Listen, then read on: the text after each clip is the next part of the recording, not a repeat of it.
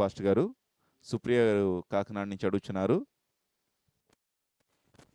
స్నేహితులు పిలిస్తే వేరే ప్రార్థనా స్థలాలకు వెళ్ళవచ్చు అనేసి అడుగుతున్నారండి. వారి స్నేహితులు వేరే ప్రార్థనలకు పిలుస్తున్నారంటే ప్రార్థనా స్థలాలకు, ఆ విధంగా పిలిచినప్పుడు ఆ ప్రార్థనా స్థలాలకు వెళ్ళవచ్చా లేదా అని ప్రశ్న అడుగుతున్నారండి. నాన్న, నీ బైబిల్లో ఏం రాయబడిందో అది చేయాలి నాన్న. సుప్రియ, బైబిల్లో ఏమనుందంటే వెలుగులోకి రమ్మని పిలిచాడు, కానీ ఎక్కడికి వెళ్ళకూడదో కూడా రాశాడు బైబిల్లో. వెళ్ళకూడదు అని రాసిన తర్వాత వెళ్తే అది మన పాపము. వాళ్ళకి అది రాయలే, వాళ్ళ దాంట్లో అది రాయలేదు. ఏమనంటే ఎక్కడికైనా వెళ్ళొచ్చు, అన్నింటిలో దైవాన్ని చూడవచ్చు అని రాయబడి, అందరిలోనూ దేవుడిని చూడవచ్చు అని రాయబడి.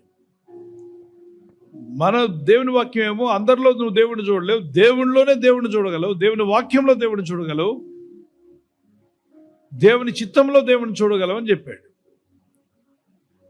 వాళ్ళ పుస్తకంలో అది రాయబడింది, ఎక్కడికి వెళ్ళినా దేవుడిని చూడవచ్చు, అందరిలో కూడా దేవుడిని చూడవచ్చు అని. ఇక్కడ మనకు రాయబడిన పుస్తకంలో దేవుణ్ణి, సత్యమైన దేవుణ్ణి వెతకాలి అన్నాడు. కాబట్టి ఎక్కడికి వెళ్ళకూడదు, ఎక్కడికి వెళ్ళాలో మనకు రాశాడు కనుక అక్కడ వెళ్ళకూడదు అని రాయబడినప్పుడు మీరు చెప్పొచ్చు, మేము రాము, మీరైతే మా దగ్గర రండి, మేమైతే మీ దగ్గర రామని చెప్పకుండా శోధన వచ్చినప్పుడు శోధనతో పాటు తప్పించుకునే మార్గం చూపిస్తాడు నాన్న. ఈ వాక్యం చదువు. 1 Corinthians chapter 10:13. 1 Corinthians 10:13. 1 Corinthians 10:13. సాధారణంగా మనుషులకు కలుగు శోధన తప్ప మరి ఏది మీకు సంభవింపలేదు. దేవుడు నమ్మదగిన వాడు, మీరు సహింపగలిగినంత కంటే ఎక్కువగా ఆయన మిమ్మల్ని శోధింపబడనీయడు. అంతేకాదు, సహింపగలుగుటకు ఆయన శోధనతో కూడా తప్పించుకున్న మార్గమును కలగజేయును. సాధారణముగా మనుషులకు కలుగు శోధన తప్ప మరి ఏది మీకు సంభవింపలేదు. దేవుడు నమ్మదగిన వాడు, మీరు సహింపగలిగినంత కంటే ఎక్కువగా ఆయన మిమ్మల్ని శోధింపబడనీయడు. Praise the lord. కనుక వివేకంగా ఉండాలి. శోధన మనం మొయ్యలేనంత బరువును దేవుడు మన మీద పెట్టండినా. ఏదైనా అటువంటి శోధన అనిపిస్తే ప్రార్థించి వివేకంతో ప్రవర్తించు, ప్రభుని జ్ఞానం దయచేస్తాడు. ఇప్పుడు ఉదాహరణకి ఒక మందు తాగే వ్యక్తిని చర్చికి రమ్మన్నావు, చర్చికి వచ్చాడు, వాక్యం విన్నాడు. నువ్వు రమ్మన్నావు కాబట్టి చర్చికి వచ్చాను కనుక ఈరోజు నువ్వు నాతో పాటు మందు షాప్కి వచ్చి పగ్గేసుకో అన్నాడు అనుకో, వెళ్తావా? వెళ్ళాం కదా. ఎందుకని? అతనికి కూడా తెలుసు ఇది కరెక్ట్ కాదని. సో వాళ్ళకి తెలుసు తెలియక కొంతమంది ఆహ్వానిస్తుంటారు. అప్పుడు చెప్పొచ్చు, నేను చిన్న బిజీలో ఉన్నాను, తర్వాత చూద్దాం, మీ కొరకు నేను ప్రార్థన చేస్తాను, మీరు వెళ్ళండి. నేను రాలేను కానీ మీరు వెళ్ళండి, ప్రార్థన చేస్తాను మీ కొరకు అని చెప్పొచ్చు. ఓకేనా? God bless you. Praise the lord.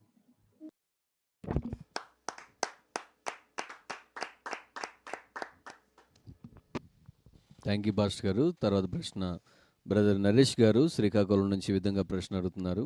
దేవుని నమ్మిన ఎందుకు ఇన్ని సమస్యలు వస్తున్నాయని ప్రశ్న అడుగుతున్నారండి. దేవుని బిడ్డలారా, ఈ విషయంలో చాలా మంది చాలా వీక్గా ఉన్నారు, అర్థం చేసుకోవట్లా. దేవుని నమ్మినా కూడా నాకు శ్రమలు ఎందుకు ఉంటున్నాయి, అసలు ఏం అర్థం చేసుకుంటున్నారో. యోహాను సువార్త 16:33 ప్రభు అన్నాడు కదా, ఈ లోకంలో మీకు శ్రమలు కలుగుతాయి కానీ మీరు ధైర్యం తెచ్చుకోనండి, నేను ఈ లోకాన్ని జయించున్నాను, మీకు జయిస్తా అన్నాడు. మళ్ళా 1 Corinthians 10:13 సాధారణముగా మనుషులకు కలుగు శోధనలు తప్ప మీకు అంతకంటే పెద్ద శోధనలు ఏం రాలేదుగా అంటే. మీ ఊర్లో చాలా మందికి అలాంటి శోధనలు వస్తూనే ఉంటాయండి. మీ వీధిలో, మీ ప్రాంతంలో చాలా మందికి ఇలాంటి శోధనలు వస్తుంటాయి. మీరు అనుకుంటారు నాకే వస్తున్నాయా అని. సహజంగా ఆర్థిక విషయాల్లో వస్తుంటాయి, అనారోగ్య విషయాలు వస్తుంటాయి. వీటిని మనం జయించడానికి కొన్ని అలవాట్లు మనం మార్చుకోవాలి. అలవాట్లు అంటే చూడండి, దుబారా ఖర్చు లేకుండా చూసుకోవాలి. మనకు వచ్చిన ఆదాయం, ఈ ఆదాయాన్ని ఏ విధంగా దాచుకోవాలి, ఏ విధంగా ఎంత ఖర్చు పెట్టాలి, బ్యారేజ్ వేసుకుంటూ ఉండాలి. అలా చేయడం వల్ల చాలామంది జయించగలిగారు సమస్యల్ని. మీరు జయించగలరు. ప్రభు నాడు ఆపద్దినము నీవు నన్ను గురించి మొరపెట్టు, నేను విడిపించేదని, అప్పుడు నీవు నన్ను ఘనపరచెదవని 51:15 అనలేదా? నీ భారము యెహోవా మీద మోపు, ఆయన నిన్ను ఆదుకున్నని 51:22 చెప్పాడు కదా. సామెత 16:3 నీ పనుల భారం యెహోవా మీద మోపు, ఆయన నేను ఉద్దేశములు సఫలపరుస్తా అన్నాడు. 1 పేతురు 5:7 నీ చింత యావత్తు ఆయన మీద మోపమని చెప్పాడు కదా. ఇలా ప్రభు మీద చింత మోపి ప్రార్థిస్తూ, అయ్యో ప్రభు నమ్మాను కదా, వెంటనే నాకు అన్ని శ్రమలన్నీ ఎగిరిపోవాలి, ఆశీర్వాదాలు వచ్చేయాలి. ఆశీర్వాదం అంటే ప్రభుని నమ్ముకోవడం కూడా ఒక ఆశీర్వాదమే, బైబిల్ చదవడం ఒక ఆశీర్వాదం, ఇలా ప్రార్థనలో కూర్చోవడం కూడా ఒక ఆశీర్వాదం. మిగిలిన కూర్చోలేరు, వాళ్ళ కూర్చోబుద్ధి కాదు. పేకాట దగ్గర రాత్రంతా కూర్చుంటాడు, ఏం లేదు, పేక ముక్కలు అటు ఇటు ఆడుతున్నారు, దాని దగ్గర కూర్చుంటాడు, కానీ ప్రార్థనలో కూర్చోలేడు. ఎంతసేపు అయినా టీవీ పెట్టి ముందు కూర్చొని అలా చూస్తూనే ఉంటారు, కానీ దేవసంలో కూర్చోలేదు. ఇలా దేవసంలో కూర్చొని వాక్యం వినగలుగుతున్నామంటే దేవుని కృప ఆల్రెడీ దేవుడికి ఇచ్చాడు. Praise the Lord. అందును బట్టి యెహోవాను బట్టి ఆనందించండి, ఆయన మీ హృదయవాంఛలు తీరుస్తాడు. శ్రమ, కష్టము, శోధన, బాధ ఇవన్నీ సహజం పిల్లరా, వీటిని మీరు జయిస్తారు. విశ్వాసంతో ప్రార్థిస్తూ ముందుకు వెళ్ళండి. God bless you.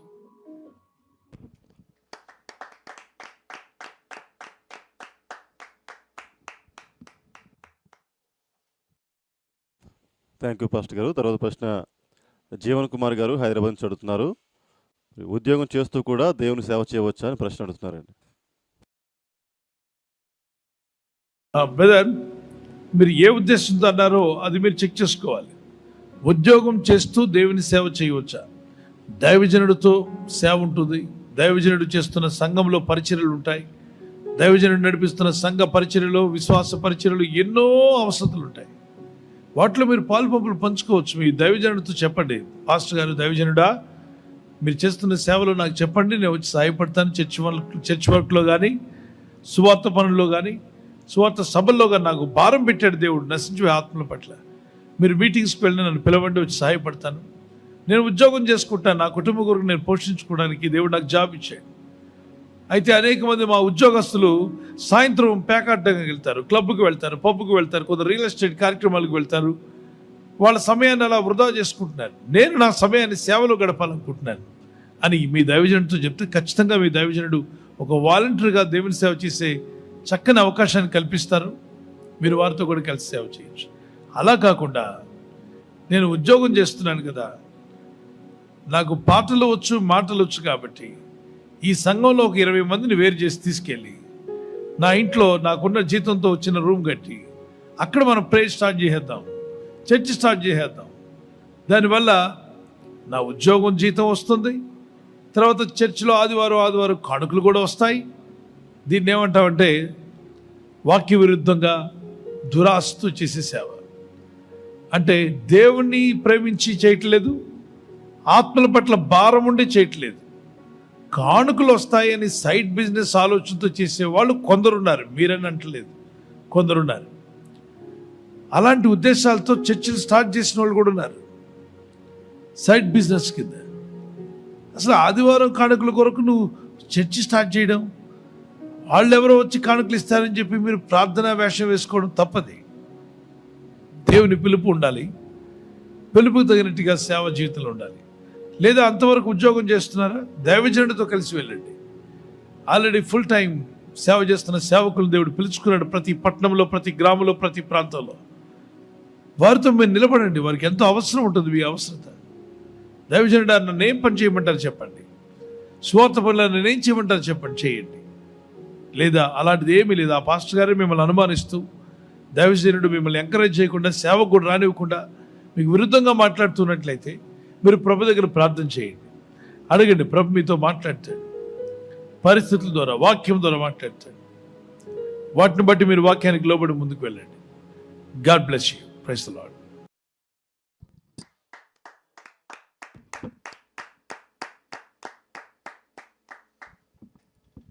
Thank you pastor గారు. తర్వాత ప్రశ్న జాహ్నవి గారు ఉప్పల్ నుంచి అడుగుతున్నారండి. కోపాన్ని అసలు ఎలా కంట్రోల్ చేసుకోవాలి? అదేవిధంగా ఎదుటివారిని తీర్పు తీర్చడం ఎంతవరకు కరెక్ట్ అని వారు ప్రశ్నలు అడుగుతున్నారు పాస్టర్ గారు.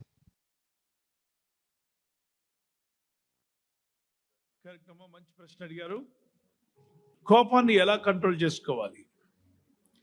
అందరూ కంట్రోల్ చేసుకునే సిస్టమ్ ఇందాక నేను చెప్పాను, సెల్ఫ్ కంట్రోల్ అది ఉంది, అందరిలో ఉంది ఆ సిస్టమ్. దాన్ని మీరు అప్లై చేయాలి. మీకు విపరీతంగా కోపం వస్తుంది అనుకోండి, ఉదాహరణకి ఎవరికైనా, ఓకే, బస్ స్టాండ్లో ఉన్నారు, అవతల ఏదో ఒక వ్యక్తి ఏదో అన్నాడు, అంటే ఇద్దరు స్నేహితులు, ఇద్దరు పురుషులే అనుకుందాం, ఇది అన్కంట్రోల్డ్ యాంగర్, అతను ఏదో అన్నాడు కానీ భయంకరమైన కోపం, నన్ను అంటావా అని వచ్చేస్తాడు. కానీ వెంటనే పోలీస్ జీప్ వచ్చి అక్కడ ఆగింది అనుకోండి, పోలీస్ జీప్ అక్కడ ఆగినట్టు ఏం చేస్తాడు, అంత కోపంతో కూడా సైలెంట్గా ఉంటాడు. సార్ అతను పోలీస్ అక్కడికి బస్ స్టాప్లోకి వచ్చి, ఎవరయ్యా మీరు, ఏం చేస్తున్నారు మీరు ఇక్కడ అంటే, ఏం లేదు సార్, నేను పలానా దగ్గరికి వెళ్ళడానికి ఇక్కడ బస్ కొరకు వెయిట్ చేస్తాను సార్. ఎంత ప్రేమ, ఎంత చక్కగా మాట్లాడు, చిలక కిలుక్కుమన్నట్టు. పోలీసుని చూడగానే కోపం అంతా ఏమైపోయింది, కంట్రోల్ చేయగలిగావు కదా. అలాగే మీరింటికే నేను ఒకవేళ పాస్టర్ స్టీవెన్ పాల్ గారు వచ్చారనుకోండి, నేనే వచ్చాననుకోండి, సడన్గా వచ్చాననుకోండి, ఇప్పుడు వచ్చాను, మీ ఇంటికి వచ్చాను, నేను మీరున్న గదిలోనే ఉన్నాను, నేను మీరున్న రూమ్లోకి వచ్చాను, అవునా, అవునన్న వారు చేయి చూపించండి, అవును కదా, వచ్చి మీ దగ్గరికి వచ్చి మాట్లాడుతున్నాను నేను. నిజంగా ఫిజికల్గా వచ్చాననుకోండి, మేము వచ్చే ముందే నేను దేవుని దాసులు ఇద్దరం కూడా, శైలా పాల్ నేను, మీ ఇద్దరు మీ ఇంటికి వచ్చాం అనుకుందాం కారు దిగి, కానీ మీకు చెప్పలే మేము వస్తున్నామని, ఇంటిమేట్ చేయలేదు. మేము వచ్చే ముందు మీరు అక్కడ గొడవ అవుతుంది భార్య భర్తలు ఇద్దరికి. సడన్గా మమ్మల్ని చూడగానే మీరు ఏం చేస్తారు చెప్పండి. అసలు ముఖాలు పిడక ముఖాల్లో పెట్టుకొని భయంకరమైన యుద్ధంలో ఉన్నారు. పాకిస్తాన్ యుద్ధానికి వచ్చిన, పాకిస్తాన్ భారతదేశానికి ఉన్నటువంటి యుద్ధంలాగా ముమ్మరంగా యుద్ధం జరిగే టైంలో మేము కనబడ్డాం. డింగ్ డాంగ్ బెల్ అనిపించింది, ఎవరో అని చెప్పి ఓపెన్ చేస్తే మమ్మల్ని చూడగానే ఎవరో అని కేకేసిన వ్యక్తి, చిరాగ్గా కేకేసిన వ్యక్తి కూడా, పాస్టర్ గారు వందనాలండి. ఎక్కడికి వెళ్ళిపోయింది కోపం, కోపం ఎక్కడికి వెళ్ళిపోయింది, ఉంది కదా అప్పుడు దాకా, ఆ క్షణం వరకు ఉంది కదా కోపం, ఎలా కంట్రోల్ అయ్యింది అంటే ఆ సిస్టమ్ దేవుడు మీలో పెట్టాడు, అది ఉంది మీ దగ్గర. సరే, మీ ఆవిడ కూడా వందనాలండి అని చెప్తుంది, మీ ఇద్దరు ఒకరినొకరు చూసుకోవట్లేదు, ఎందుకంటే అక్కడ ఫైట్ అవుతుంది మీకు తెలుసు. కానీ మాకు మాత్రం ఇద్దరు, భర్త వందనాలు చెప్పాక భార్య కూడా వందనాలు చెప్పింది. ఈలోగా భార్య లోపలికి వెళ్తుంది, భర్త అక్కడ ఉండి నిలబడి, పాస్టర్ గారు ఏమైనా తీసుకుంటారండి అన్నాడు. ఏ వద్దులే బ్రదర్ అన్నాం మేము. అనండి, లేదండి కాఫీ కానీ టీ కానీ తీసుకొస్తారు, ఇప్పుడే ఒక్క నిమిషం ఆగండి అని చెప్పి లోపలికి వచ్చాను. లోపలికి వచ్చి గది గోడ దాటిన తర్వాత భార్య లోపల ఉంది. చూస్తావే, ఏదో ఒకటి తీసుకెళ్ళి ఇవ్వు అంటాడు. అప్పుడేవాడు, నువ్వు నాకు చెప్పక్కర్లేదు, నువ్వు నాకేం చెప్పవు, దానికి గట్టిగా పళ్ళు కొరుకుతుంది.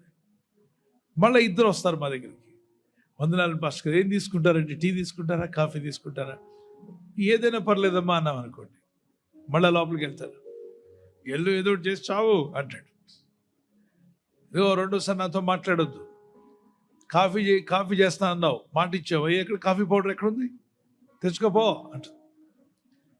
మళ్ళీ ఆయన ఎక్కడో కాఫీ పట్టుకొస్తాడు, ఇద్దరు కలిసి గ్లాసులో వేసి ఎదురుగా మా దగ్గరికి ప్రేమతో వస్తారు కదా. అంటే గోడ అవతల ఫైట్, గోడ అవతల ఇటువైపు ప్రేమ, అటువైపు కోపం.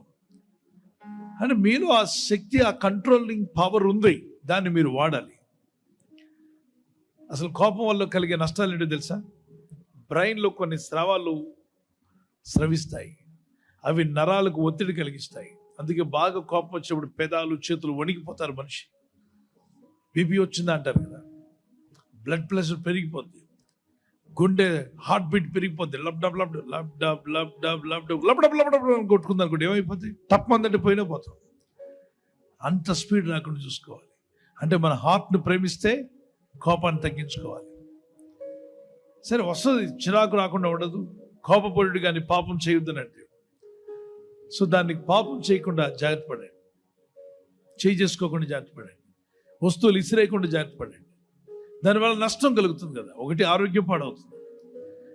అందులో విపరీతంగా కోపంగా ప్రతిసారి కోపడే వాళ్ళకంటే కిడ్నీ, లివర్ డ్యామేజ్ అయ్యే అవకాశం ఉంది. అన్నాను కదా అని చెప్పి మీ కిడ్నీ పాడైపోయిందని భయపడకండి, ప్రార్థించండి, ప్రభా ఈ అధికమైన కోపం వల్ల నా లివరు, నా అవయవాలను పాడు చేసుకునే పరిస్థితి నాకు వద్దు నాయన అని. అందుకే పెద్దలు అన్నారు, తన కోపము తన శత్రువు అన్నారు. అంటే నీ కోపమే నీ శత్రువు, బయటోడు ఎవరు రానక్కర్లా. నీలో మాటి మాటి కోపం వస్తుంది అందరి మీద, నీకు శత్రువు లోపల తయారైపోయాడు. వాడు తయారు చేస్తున్నాడు కూర్చొని. ఎవరా శత్రువు? కోపం అనే శత్రువు.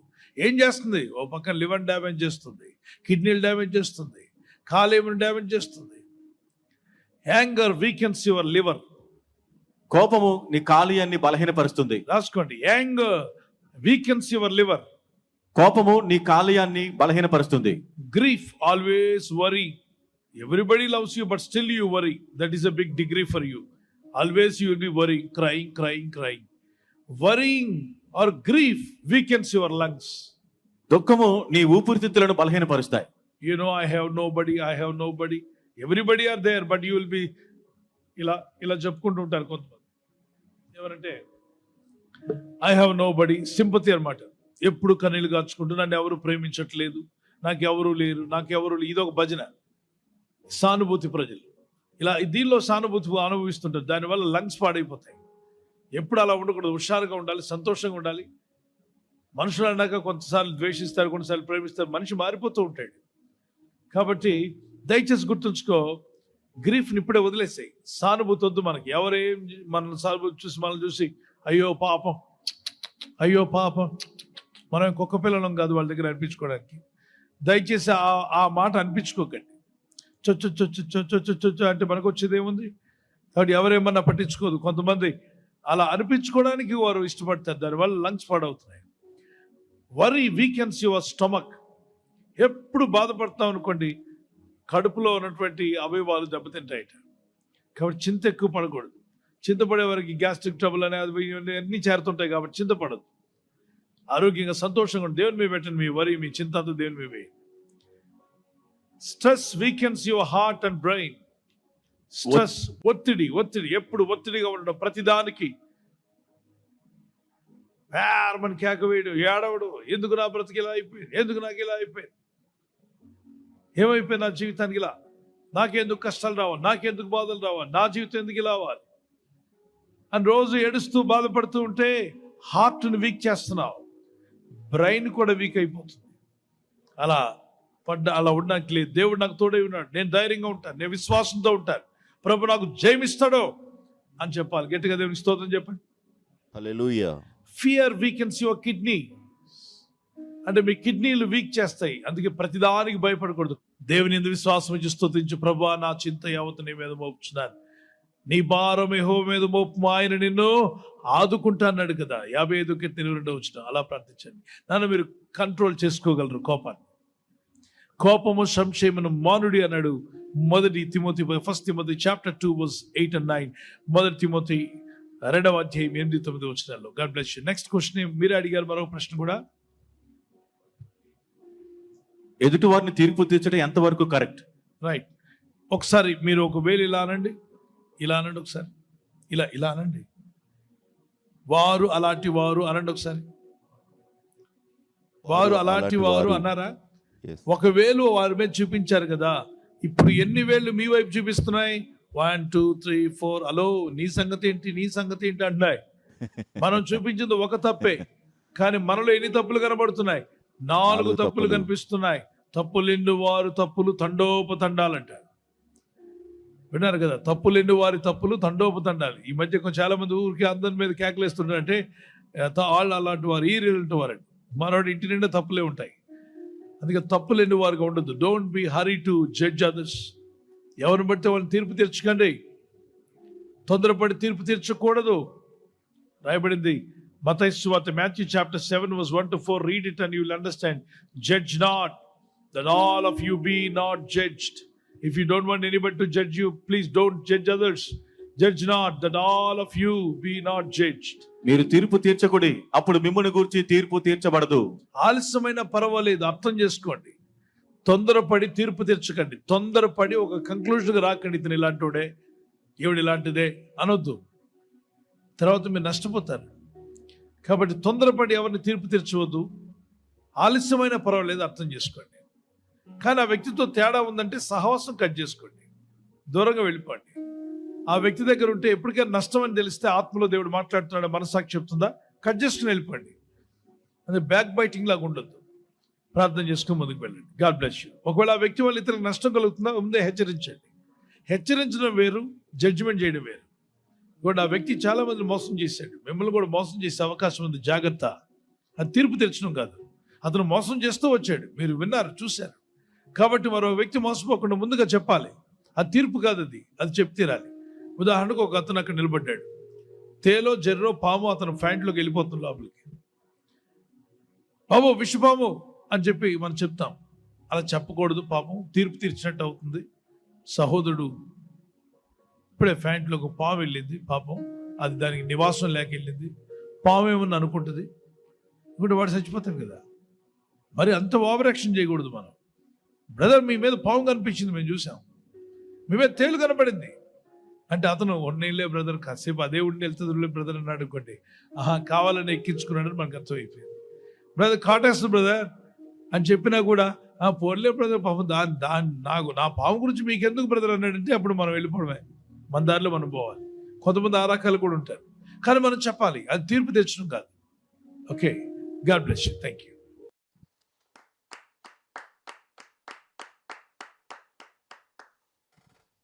థ్యాంక్ యూ పాస్టర్ గారు. తర్వాత ప్రశ్న కుమార్ గారు వైజాగ్ నుంచి అడుగుతున్నారండి.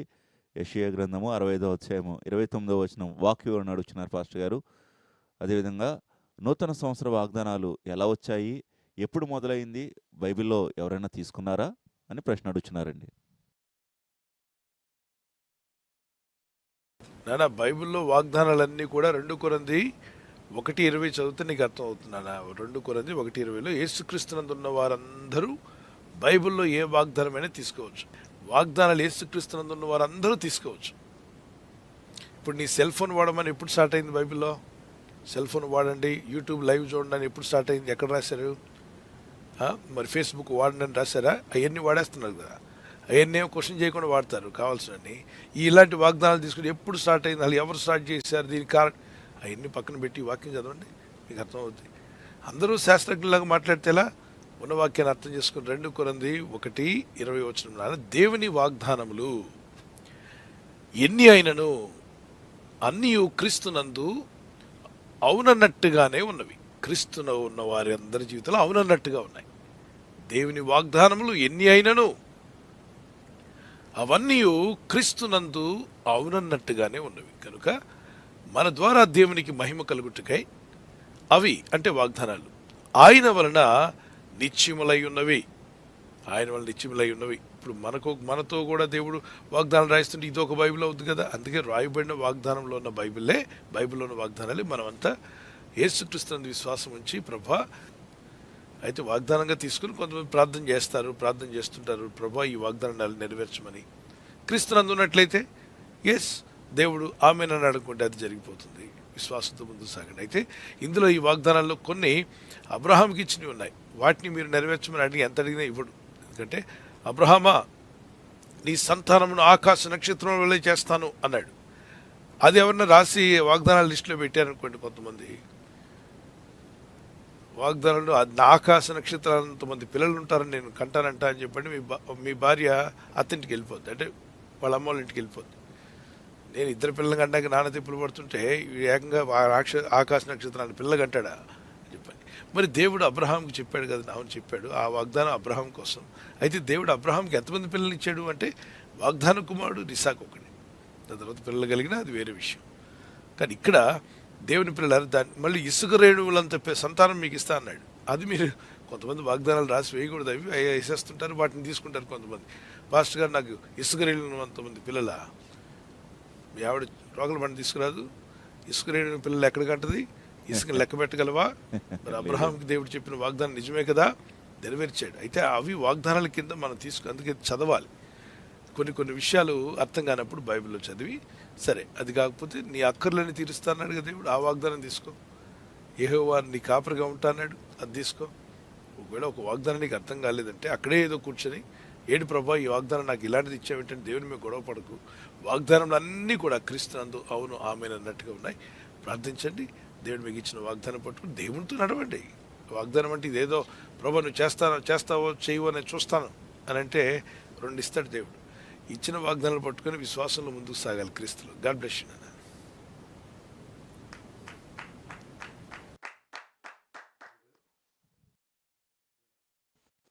థ్యాంక్ యూ పాస్టర్ గారు. తర్వాత ప్రశ్న సహోదరు ఈ విధంగా అడుగుతున్నారండి, మా దగ్గర అన్ని వస్తువులు ఉన్నప్పుడు మరి దేవుడిని ఎందుకు నమ్ముకోవాలి, యేసుక్రీస్తు ప్రభువుని ఎందుకు నమ్ముకోవాలని ప్రశ్న అడుగుతున్నారండి.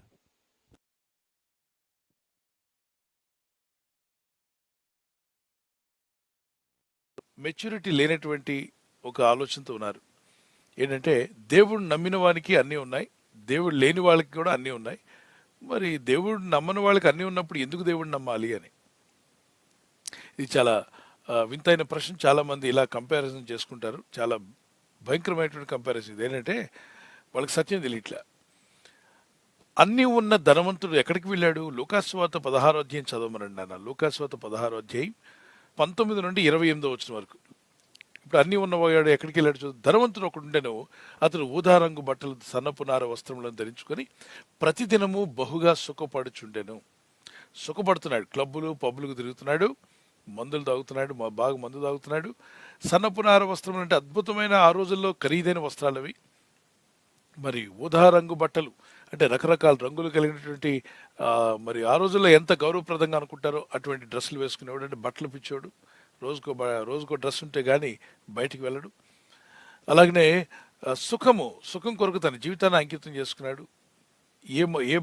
ఏ డ్రింక్ తాగితే ఇంకెంత బాగుంటుంది, ఎక్కడ తిరగాలి, ఎవరితో తిరగాలి, ఇలా ఇష్టానుసారంగా బతికేవాడు. ఓకే, అన్నీ ఉన్నాయి. ఏం జరిగిందో చూద్దాం. లాజరు అని ఒక దరిద్రుడు కూడా ఉన్నాడు. అదే ఊరిలో లాజరు అని దరిద్రుడు ఉన్నాడు. అతని దగ్గర ఏమీ లేవు. ఆ కురుపులతో నిండినవాడే ధనవంతుని ఇంట వాకిట పడి ఉండను. కురుపులు ఉన్నాయి, ఆయనకి రోగాలతో ఉన్నాడు. ధనవంతుని ఇంటి ముందు పడి ఉన్నాడు. అతని బల్ల మీద నుండి పడు రొట్టె ముక్కలతో ఆకలి తీర్చుకుని కోరాడు. అంటే ఆకలి కూడా తీరడం కష్టంగా ఉంది ఈయనకి, ఈ బీదవానికి. అంతేకాక కుక్కలు వచ్చి వాని కురుపులు నాకిను. అంటే కుక్కను కూడా తరిమిలేనటువంటి పరిస్థితి. రైట్, 22వ వచనం. ఆ దరిద్రుడు చనిపోయి దేవదూతల చేత అబ్రహాము రొమ్మును ఆనుకున్నట్టుకు కొనిపోబడింది. దరిద్రుడు చనిపోయి, అక్కడ హైలైట్ చేసుకోండి, ఏమీ లేనివాడు దరిద్రుడు చనిపోయి దేవదూతల చేత అబ్రహాము రొమ్మును ఆనుకున్నట్టు కొనిపోబడి. అంటే అబ్రహాం అన్న వ్యక్తి ఎన్నో వేల సంవత్సరాల క్రితం చనిపోయాడు. ఆయన దగ్గరికి ఈయన ఆత్మను తీసుకెళ్లారట. ఎవరు? ఈ దరిద్రుని ఆత్మను తీసుకెళ్లారు. పరిశుద్ధులైనటువంటి భక్తుల దగ్గరికి తీసుకెళ్లారు. వాళ్ళు విశ్రాంతి తీసుకున్నటువంటి ఆ పరదేశంలోకి ఇతను పట్టుకెళ్లారు. ఎవరిని? ఈ దరిద్రుడిని. ఈయన దగ్గర అన్నీ ఉన్నాయా? లేవు. రోగాలతో బాధపడుతున్నాడు. అయినా దేవుణ్ణి మర్చిపోలా, భక్తి కలిగి ఉన్నాడు. కాబట్టే దేవదూతలు వచ్చి అతని ఆత్మను తీసుకువెళ్ళాయి. రైట్, తర్వాత చూద్దాం. ధనవంతుడు కూడా చనిపోయి పాతి పెట్టబడి. అక్కడ మీరు హైలైట్ చేసుకోవాలి. ఈయనకి ఏమి లేవు, అన్నీ ఉన్నాయి. బంజారా హిల్స్లో, మరి మహీంద్రా హిల్స్లో, జూబ్లీ హిల్స్లో, మరి నెత్తిమీద హిల్స్లో అన్నింటిలో సంపాదించాడు. ఉదాహరణకు చెప్తున్నా, ప్రపంచ దేశాల్లోనే బాగా సంపాదన ఉంది. ఓకే, అన్నీ ఉన్నాయి. ఈయన కూడా పాతి పెట్టబడ్డాడు. అప్పుడు అతడు, అంటే చనిపోయాడు, పాతి పెట్టబడిన ఈయన శవం పాతి పెట్టబడింది. ఈయన ఆత్మ ఎక్కడికి వెళ్ళింది? అప్పుడు అతడు పాతాళంలో బాధపడుచు కన్నులెత్తి దూరం నుండి అబ్రహామును అతని రొమ్మును ఆనుకుని ఉన్న లాజరును చూసి, తండ్రివైన అబ్రహామా, నా యందు కనికరపడి తన వ్రేలికొరను నీళ్లలో ముంచి నా నాలుకను చల్లార్చుటకు లాజరును పంపము, నేను ఈ అగ్ని జ్వాలలో యాతన పడుచున్నానని చెప్పి కేకలు వేశాడు. ఓకే, యాతన పడుచున్నాడు, కేకలు వేస్తున్నాడు. ఎవరు? ధనవంతుడు. అన్నీ ఉన్నవాడు బాధపడుతున్నాడా? అన్నీ లేనివాడు బాధపడుతున్నాడా? అన్నీ ఉన్నవాడే బాధపడుతున్నాడు. మరి అన్నీ ఉన్నాయి కదా, అతనికి దేవుడు అక్కర్లేదు అనుకున్నాడు. అతను చనిపోయాడు. ఎన్ని ఉన్నా చావక తప్పదు. పుట్టినవాడు గిట్టక తప్పదు. ఈ భూమి మీదకి వచ్చిన వాడు వెళ్ళిపోక తప్పదు. కాబట్టి వెళ్ళిపోయినప్పుడు ఎక్కడికి వెళ్ళబోతున్నావు? నీ నిత్యత్వం ఎక్కడికి గడపబోతున్నావు? నీ నిత్యత్వము, నువ్వు ఈ రాత్రి మరణిస్తే నువ్వు ఎక్కడికి వెళ్ళబోతున్నావు? అది నీకు తెలియకపోతే అన్నీ ఉన్నా అల్లుడి నోట్లో శరన్నట్టు ఏమీ లేని వాళ్ళే, సున్నా జీవితం. అది భయంకరమైన యాతనకరమైన స్థలానికి ఆత్మను పోగొట్టుకున్నట్టే. కాబట్టి దేవుని వాక్యం సెలవిస్తుంది, నీకు ఎన్నున్నా దేవుడు లేకపోతే. చూడండి, మనీ మేక్స్ మెనీ థింగ్స్ అంటారు. You can buy medicines with your money. డబ్బుతో మెడిసిన్స్ కొనొచ్చు, కానీ ఆరోగ్యాన్ని కొనగలవా? వెళ్ళి నేను డబ్బు ఇస్తాను, నాకు ఆరోగ్యం ఇవ్వమంటే ఏ మెడికల్ షాప్ అతను ఇవ్వలేడు. అలాంటిది ఏమైనా ఉంటే నాకు ఇవ్వండి, నేను డబ్బులు ఇస్తా అంటారు అతను. ఎందుకంటే అతనికి కూడా షుగర్, బీపీ ఉంటుంది. సో డబ్బు ఇస్తే ఆరోగ్యాన్ని కొనలేవు, మందులు మాత్రం కొనగలవు. డబ్బుతో మ్యూజికల్ ఇన్స్ట్రుమెంట్స్ కొనగలవు, గిటార్ అని, వాద్యం అని, కీబోర్డ్ అని, పియానో అని. కానీ పియానో ఇవన్నీ కొనొచ్చు, కానీ వాయించగలవా? ధనవంతులందరూ కూడా డబ్బులు ఇస్తే వాయించగలిగితే అందరూ డబ్బు ఇచ్చి వాయిద్యాలు కొనుక్కొని, చాలామంది ఇళ్ళలో వాయిద్యాలు ఉన్నాయి కానీ వాయించడం రాదు. కళ, ఆ కళ రమ్మంటే రాదు, డబ్బు ఇవ్వగానే రాదు. డబ్బుతో నీవు పుస్తకాలు కొనొచ్చు, చాలా పుస్తకాలు కొని అద్భుతమైన లైబ్రరీ పెట్టుకోవచ్చు, డబ్బు ఉంది కాబట్టి. కానీ పుస్తకాల్లో ఉన్న జ్ఞానం నీకు వస్తుందా? రాదు. నువ్వు చదవాలి, కూర్చొని టైం పెట్టి చదవాలి. ఇలా చెప్పుకుంటూ వెళ్తే చాలా విషయాలు ఉన్నాయి. Okay, go head. ఓకే, ఏమీ లేకపోయినా భక్తి కలిగినటువంటి ఒక భక్తి దేవునితో కనెక్షన్ ఉన్నవాడు మేలు పొందాడు. అన్నీ ఉండి దేవునితో కనెక్షన్ లేనివాడు పాతాళంలో యాతన పడుచున్నాడు. ఇంకా మీరు ఆ కింద వచ్చిన చదివితే అద్భుతమైన వివరణ ఉంటుంది. నాకు అవకాశం లేకపోతే నా అన్నదమ్ములైన పైన ఉన్నారు, వాళ్ళు కూడా నాలా బతుకుతున్నారు. వాళ్ళు ఈ పాతాళానికి రాకుండా, ఈ అగ్ని యాతనకరమైన స్థలానికి రాకుండా వాళ్ళని రక్షించడానికి ఎవరినైనా ఈ చనిపోయినాన్ని పంపించండి, అతను వెళ్ళి చెప్పాలి, మీ అన్నయ్య బాధపడుతున్నాడరా, మీరు పైన దినం చేసుకుని వస్తున్నారు, చిన్న దినం పెద్ద దినం అంటున్నారు, ఏటలకు వస్తున్నారు, అవి కాదు, మీ అన్న ఆల్రెడీ ఏడుస్తున్నాడు, ఆ దినం అయిపోతుంది, స్టార్ట్ అయిపోయింది దానికి దినం, మీరు ఆయనలాగా పాతాళానికి వెళ్లకుండా ఆయన రిక్వెస్ట్ చేస్తున్నాడు, మీరంటే మారుమనసు పొందండి, ఆస్తిపాస్తులు చూసుకుని ధనగంతలు చూసుకుని విరవేక్కండి, మీరు మారుమనసు పొంది రక్షణ పొందుకోండి, దేవుణ్ణి కలిగి ఉండండి, యేసుక్రీస్తు రక్షకుని అంగీకరించండి అని చెప్పమని బతిమలాడుతున్నాడు. ఈరోజు చనిపోయిన ధనవంతులు ఎంతోమంది వాళ్ళు వాళ్ళ పిల్లల కొరకు ఏమని ఏడుస్తారో తెలుసా? ఏమున్నా లేకపోయినా ముందు రక్షణ పొందుకోండి నాన్న, చనిపోయి యాతనకమైన స్థలానికి రావద్దు, ముందు మీరు రక్షణ పొందండి దయచేసి, మీకు మార్కులు రావాలని వాళ్ళు అనుకోవట్లే, గొప్ప గొప్ప ఇల్లు కట్టాలని వారు అనుకోవట్లే, ముందు నా వాడికి, నా కుమారుడికి రక్షణ రావాలి, నా కూతురికి రక్షణ రావాలి, నా బంధువులు రక్షించబడాలి, నా శత్రువులు కూడా యాతనకరమైన స్థలానికి రాకూడదని బాధపడుతున్నారు. నీకు అందరూ అంతటా రక్షణ పొందుకోండి, అందుకే నీకు దేవుడు కావాలి, అందుకే రక్షకుడు కావాలి. నేడే రక్షణ దినం. యేసయ్యా నా హృదయంలోకి రమ్మని పిలువు, నీ ఆత్మ రక్షిస్తాడు. God bless you.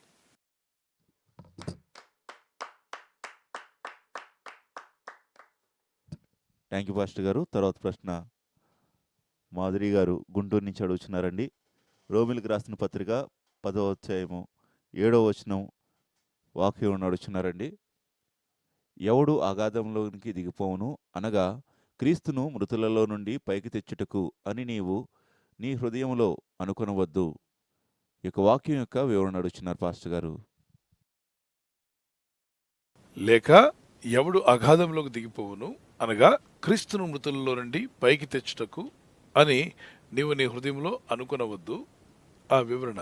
అయితే విశ్వాస మూలమగు నీతి ఇలాగు చెప్పుచున్నది, ఎవడు పరలోకంలోనికి ఎక్కిపోవును అనగా క్రీస్తును క్రిందికి తెచ్చుటకు, లేక ఎవడు అగాధంలోనికి దిగిపోవును అనగా క్రీస్తును మృతులలో నుండి పైకి తెచ్చుటకు అని నీవు నీ హృదయంలో అనుకొనవద్దు.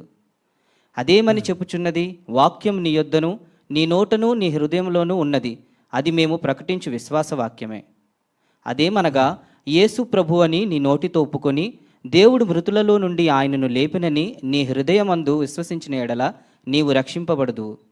ఏలయనగా నీతి కలుగునట్లు మనుష్యుడు హృదయంలో విశ్వసించును, రక్షణ కలుగునట్టు నోటితో ఒప్పుకొను.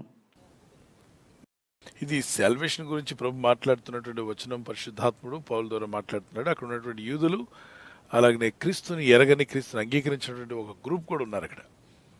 వాళ్ళు ఏం వాదిస్తారంటే మెస్సియా ఈయన కాదు, మాకు రక్షకుడు ఈయన కాదు, మెస్సియా వస్తే రోమన్స్ మీద ఫైట్ చేసి మాకు జయమిస్తాడు, రోమా సామ్రాజ్యాన్ని పడగొట్టి ఆ సామ్రాజ్యంతో మా చేతికి అప్పగిస్తాడు, ఆ మెస్సియా కొరకు మేము ఎదురు చూస్తున్నాం అంటే అలా కాదు నాయన, మృతుల్లో నుండి తిరిగి లేచిన యేసుక్రీస్తు ప్రభువే మీ రక్షకుడు, ఆయన ఎందుకు విశ్వాసం ఉంచండి.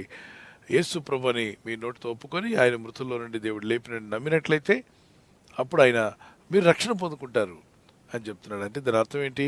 యేసు ప్రభు శిలువలో మరణించింది నిజం, ఆయన ప్రాణం పెట్టి మరణించి మృతుల నుండి తిరిగి లేవడం కూడా సత్యమై ఉంది, ఆయన నమ్మండి, అప్పుడే మీకు రక్షణ కలుగుతుంది అంటున్నాడు. God bless you.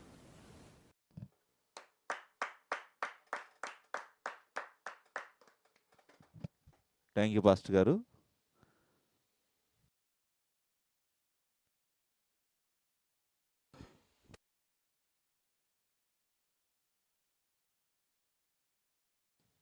Thank you pastor గారు. తర్వాత ప్రశ్న మహేష్ గారు ఈ విధంగా అడుగుతున్నారండి. 1 కొరింథీయులకు రాసిన పత్రిక 4వ అధ్యాయము 5వ వచనం వాక్య వివరణ అడుగుతున్నారు. కాబట్టి సమయం రాకమునుపు అనగా ప్రభువు వచ్చే వరకు దేనిని గూర్చి తీర్పు తీర్చుకుడి, ఆయన అంధకారమందలి రహస్యములను వెలుగులోనికి తెచ్చి హృదయంలోని ఆలోచనలను బయలుపరిచినప్పుడు ప్రతి వానికిని తగిన మెప్పు మరి దేవుని వలన కలుగును అనే వాక్యం ఉంది కదా, ఈ వాక్యానికి వివరణ అడుగుతున్నారండి.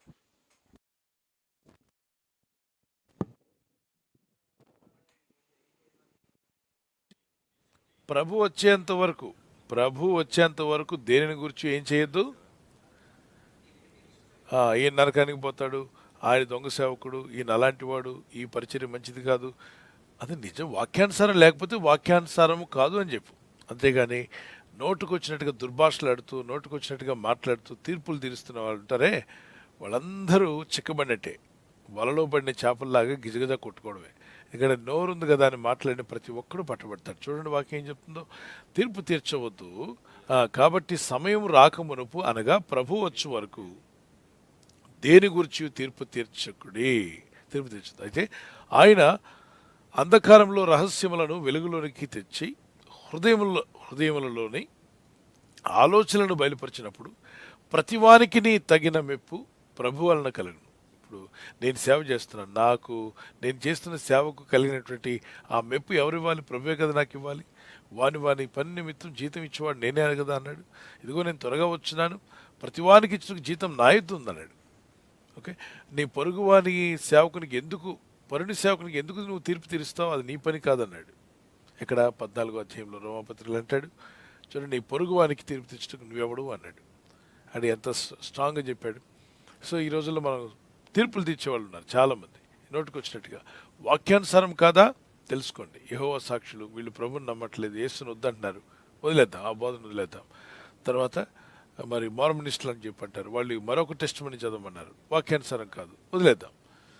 నెక్స్ట్ మరొక బోధ వచ్చింది, అదేంటంటే పరలోక తల్లి. పరలోకమందున్న తండ్రిని మనం ప్రార్థన చేస్తే వాళ్ళు పరలోకమందున్న మా తల్లి అని ప్రార్థన చేస్తారు. తెల్ల ఎక్కడి నుండి వచ్చిందా అంటే గలతీ పత్రిక 4వ అధ్యాయం. ఇంతకీ ఈ వచనాన్ని ఎందుకు తీసుకున్నారు 5వ అధ్యాయంలో 4వ అధ్యాయంలో అంటే, వీళ్ళ తల్లి కొరియాలో ఉంది. కొరియాలో ఒక పాస్టర్ గారి భార్య. ఆమె వాళ్ళ సంఘ బిడ్డలందరూ కూడా ఎంకరేజ్ చేసుకొని వాళ్ళందరి మధ్యలో ఆమె ఒక దేవతగా మారాలనుకుందో మరి ఏమనుకుందో తెలియదు. మొత్తానికి డబ్బు బాగుంది కాబట్టి ఒక సిద్ధాంతాన్ని పెట్టేశారు. ఆ సిద్ధాంతంలో ఆ తల్లి ఈమె అన్నట్టుగా మన వాళ్ళకేమో ఆ వచనం చూపిస్తారు, వాళ్ళు అసలు ఇంటర్నల్ ఫీలింగ్ ఏంటంటే ఆమె.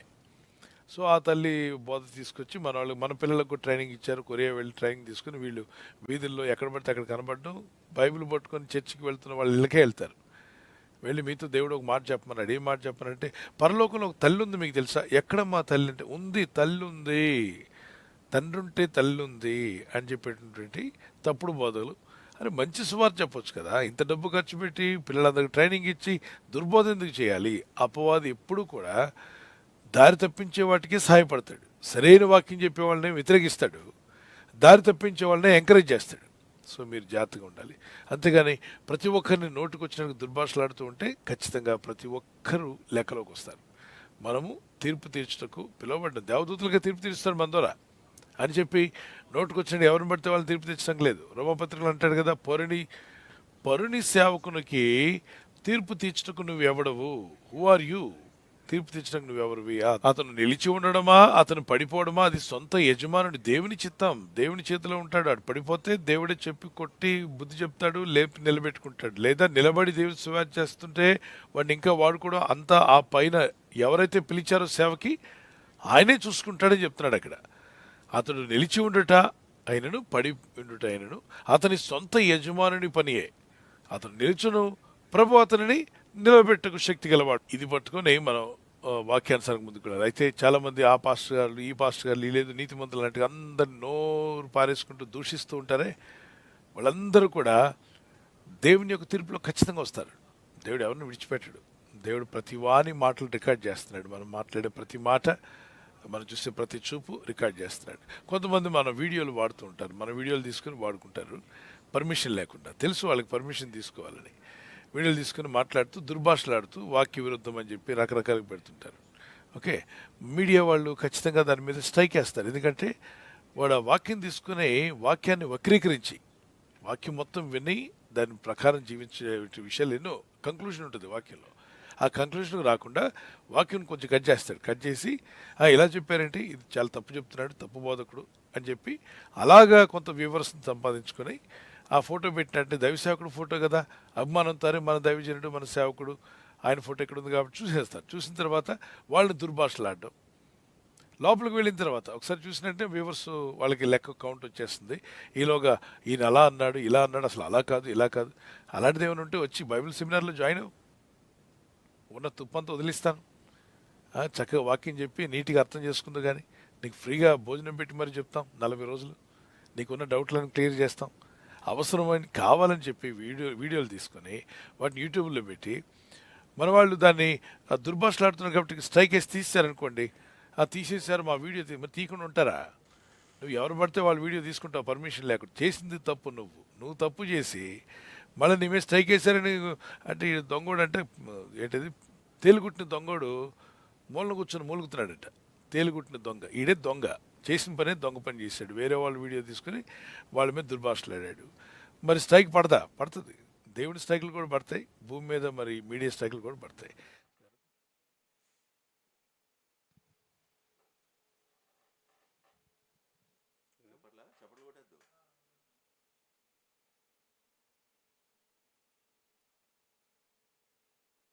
నేను మీతో చెప్పున్నది ఏమనగా, తన సహోదరుని మీద కోపపడు ప్రతివాడు దేనికి లోనగునట? విమర్శకు లోనవుతాడు. అంటే దేవుడు వాడిని తీర్పులోకి తీసుకొస్తాడు. ఎందుకు నీ సహోదరుని మీద కోపపడ్డావు? ఏం అవసరమని? సేవ చేస్తున్న సేవకులు నువ్వు కూడా చేయొచ్చు కదా, దానికంటే గొప్ప సేవ చేయొచ్చు కదా. నీ దగ్గర సత్యం అంటే ఇంకా ఎక్కువ చెప్పుకోవచ్చు కదా, ఎక్కువ ఆత్మలు సంపాదించవచ్చు కదా. నువ్వు వెళ్ళి వెంపడి ఏడుస్తూ వాళ్ళని ఎందుకు దుర్భాషలాడుతున్నావు? తన సహోదరి మీద కోపపడు ప్రతివాడు విమర్శకు లోనగును, తన సహోదరిని చూసి వ్యర్థుడా, యూజ్లెస్ ఫెలో అని చెప్తే హోప్లెస్ అని, యూజ్లెస్ అని, నువ్వు వ్యర్థుడివి అని చెప్పినట్లయితే వ్యర్థుడా అని చెప్పిన వాడు మహాసభకు లోనగును. అంటే మహాసభ అంటే ఏంటండి? అటు దేవదూతల మధ్యలోను, దేవుని పరిశుద్ధుల మధ్యలోను వారిని దేవుడు నిలదీసి, ఎందుకు నా దాసుని కానీ నా దాసురాలు కానీ ఈ విధంగా అవమానపరిచామని కఠినమైన శిక్ష ఉంటుంది వాళ్ళకి, మామూలుగా శిక్ష కాదు. ద్రోహి అని చెప్పువాడు ఎక్కడికి వెళ్తాడు? డైరెక్ట్గా క్రైస్తవుడు అయి ఉండి మరొక సేవకుడిని కానీ మరొక సహదాసుని కానీ ద్రోహి అని చెప్తే, ద్రోహం చేయని వాడిని, ద్రోహం చేయలేదు మేలు చేసేవాడిని ద్రోహి మంచోడు కాదని చెప్తే ఎక్కడికి వెళ్తాడట? నరకగ్నిలోకే. మరి క్రైస్తవుడు కదండి, దేవుడు పడేస్తాడు. ఇక్కడ వీడు ఇతరులకు నరకం చూపించాడు కాబట్టి మరి వీడికి నరకం చూపించాలి కదా దేవుడు. కాబట్టి నిత్య నరకాగ్ని గుండంలో బాగా వేడిగా ఉన్న దగ్గర ముంచుడు లేపడేవాడు పని ఖచ్చితంగా పెడతాడు. ఇక్కడ వాక్యం చూడండి, అర్థం చేసుకోండి. అందుకే పొరుల జోలికి పోవద్దు, కుక్కల వంటి సేవకులుగా ఉండొద్దు అన్నాడు. దుష్టుల వలె ఉండొద్దు అన్నాడు. అపహాసకులు కూర్చుండు చోటను కూర్చుండొద్దు అన్నాడు. యెహోవా ధర్మశాస్త్రం మందు ఆనందించు దివారతో దాన్ని ధ్యానించేవాడు ధన్యుడు. ఎవరు ధన్యులు అంటే విమర్శించే వాళ్ళు ధన్యులు కాదు, మరి అపహాసకులు. వాక్యం చెప్తుంది కదా, దుష్టుని ఆలోచన చెప్పున్నాడు. ఒక దుష్టులు చాలా ఆలోచనలు ఇస్తుంటాడు, అవి పక్కన పెట్టాయి. దేవుడిచ్చిన ఆలోచన, పరిశుద్ధాత్ముడు ఇచ్చిన ఆలోచన ప్రకారం నడుచుకోండి. పాపుల మార్గంలో నిలవద్దు. పాపులు ఎప్పుడు పాపాలు చేయాలని చూస్తుంటారు, వాళ్ళు ఎప్పుడు పాపం కొరకే పరిగెడుతూ ఉంటారు. వాళ్ళంటే నువ్వు ఉండొద్దు, వాళ్ళతో పాటు నిలబడొద్దు. అపహాసకులు కూర్చుండే చోటును కూర్చోవద్దు. అంటే అపహాస్యం చేస్తూ సేవకులను అపహాస్యం చేసినా వాడు పక్కన మనం కూర్చోకూడదు. వాడు యూట్యూబ్లో మనకు వెళ్ళి లైక్లు ఊఫరు బంపర్ అని చెప్పామంటే మనకు కూడా ముడుతుంది. ఎందుకంటే వాడే అపహాస్యం చేస్తున్నాడు. అపహాస్యం చేసేవాడికి నువ్వు వత్తాసు పలికితే నిన్ను వదిలిపెడతాడు దేవుడు. వాడి తాట నీ తాట కూడా తీస్తాడు. ఎందుకంటే బుద్ధిహీనుడు పక్కన కూర్చొని నువ్వు బుద్ధి లేని వాళ్ళ ప్రవర్తించదు. ఎందుకంటే అపహాస్యం చేయవాడిని పక్కన కూర్చుంటే దేవుడు కోపం వస్తున్నాడు. అపహాసకులు పక్కన కూర్చోవద్దన్నాడు. అంటే నువ్వు అపహాస్యం చేయలేదు, వాళ్ళు పక్కన కూర్చున్నావు అంతే. మేబీ లైక్ కొట్టావేమో, మేము వాళ్ళతో పాటు ఐఎస్ఎస్ ఒత్తాసు పలికేవేమో. ఖచ్చితంగా నీకు కూడా వాడు చేసిన పాపంలో నీకు సగం పంచిస్తాడు దేవుడు. వాడికి ఇచ్చిన శిక్షలో నీకు కూడా ఇస్తాడు అంటాడు. కాబట్టి అపహాసకులు కూర్చుండు చోటున కూర్చుండగా యెహోవా ధర్మశాస్త్రం మందు ఆనందించు దివారతం ధ్యానించబడ్డానండి. ఇన్ని వాక్యాలు ఉన్నాయండి. ఎంత వాక్య సంపద దేవుడు ఇచ్చాడు. వాక్యం ధ్యానించి ప్రార్థించి ప్రజలకు వాక్యాన్ని నేర్పించవచ్చు కదా. సరే, ఎవరైనా తప్పుగా మాట్లాడుతున్నారు అనుకుందాం. ఎవరు అనుకున్నట్లయితే ఎంతోమంది ఉన్నారు. కాల్వినిజం ఉంది, మరి ఎన్నో డినామినేషన్స్ ఉన్నాయి ప్రపంచంలో. మార్మనిస్టులు ఉన్నారు, యెహోవా సాక్షులు ఉన్నారు. ఒకళ్ళ ఇద్దరా? యెహోవా దేవుడు తల్లి గురించి మాట్లాడే వాళ్ళు ఎన్నో తప్పుడు సిద్ధాంతాలు ఉన్నాయి. వాళ్ళందరి దగ్గరికి వెళ్ళి నువ్వు సరి చేయగలుగుతున్నావా? ఎవరు సరి చేసేవి చెప్పు? వాళ్ళు చేసుకుంటూ పోతున్నారు, వాళ్ళు ఎక్కడ ఆగలా, వాళ్ళు చేసుకుంటూ పోతున్నారు. మరి నువ్వు ఆపినా వాళ్ళు ఆగేవాళ్ళు కాదు, నీ వల్ల కాదు అన్నప్పుడు నీ దగ్గర సత్యం ఉంటే సత్యాన్ని బోధించి, ప్రతిరోజు సత్యాన్ని బోధించి అనేక ఆత్మల సత్యంలో నడిపించి పరిశుద్ధతలోకి వాక్యంలోకి నడిపిస్తూ, సరే ఇప్పుడున్నటువంటి సేవకులందరికన్నా ది బెస్ట్ సేవకుడు అనుకో, మరి బెస్ట్ విధంగా నడిపించుకో. కోట్ల మంది ఉన్నారు, రక్షించు, దేవుని బలపరచు. అంతేగాని తీర్పులు తీర్చుకుంటూ కూర్చుంటే దేవుడు మనందరికీ ఎవరు తీర్పు తీర్చినా విడిచిపెట్టాడు, ఖచ్చితంగా పట్టుకుంటాడు. అందుకే దేవుని యందు భయభక్తి కలిగి జీవించడం మంచిది. ఓకే,